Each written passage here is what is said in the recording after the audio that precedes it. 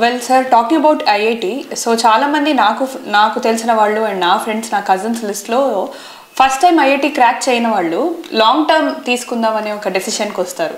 So ఆ long term తీసుకోవడం okay, but అది ఎంతవరకు ప్రిఫరబుల్ అంటే, బికాజ్ ఒక 1 year వేస్ట్ అయిపోతుంది వాళ్ళకి. సో మీరేం సజెస్ట్ చేస్తారు లాంగ్ టర్మ్ గురించి ఐఐటిలో? సో ఇక్కడ లాంగ్ టర్మ్ అన్నప్పుడు అంటే 1 year డ్రాప్ అంటాం దాన్ని, repeaters batch or droppers batch అని. జనరల్గా ఓ డ్రాపర్ టాపర్ అవడానికి చాలా ఎక్కువ అవకాశాలు ఉంటాయి.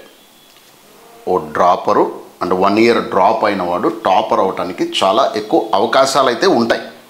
వై? బికాజ్ ఈ ఆల్రెడీ హ్యాస్ సర్టన్ ఎక్స్పీరియన్స్ కాబట్టి. అయితే ఇక్కడ కొన్ని జాగ్రత్తగా అర్థం చేసుకోవాల్సింది, అసలు ఎవరు లాంగ్ టర్మ్ తీసుకోవాలి, ఎవరు తీసుకోకూడదు, దిస్ ఈజ్ వెరీ క్లారిటీ ఉండాలి. ఎందుకంటే బయట చాలా ఎక్కువగా ప్రొవోక్ చేస్తూ ఉంటారు లాంగ్ టర్మ్ అని, ఎందుకంటే ఇట్స్ బిగ్ బిజినెస్ కాబట్టి.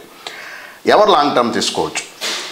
5th 6th క్లాస్ నుంచి ఐఐటీఏ డ్రీమ్గా పెట్టుకొని 12th వరకు చదివి జస్ట్ సమ్ XYZ రీజన్స్ వల్ల లాస్ట్ మినిట్లో నీ డ్రీమ్ మిస్ అవుతావు చూడు, యూ కెన్ గో.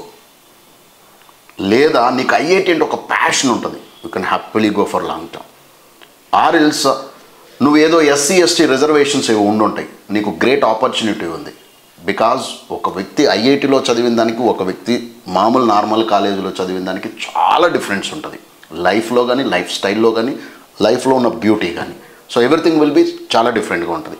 కాబట్టి నీకు అలాంటి extra things like SC ST అని కానీ, లేదా ఒక ప్యాషన్ ఉన్నా కానీ, లేదా చిన్నప్పటి నుంచి ఉన్నా కానీ, లేదా బాగా చదువుకుంటూ వచ్చావు, సడన్గా సమ్ ఏదో హెల్త్ రీజన్స్ వల్లనో నీవు సడన్గా పర్ఫామ్ చేయలేకపోయావు ఎగ్జామ్స్లో, you can happily go for that.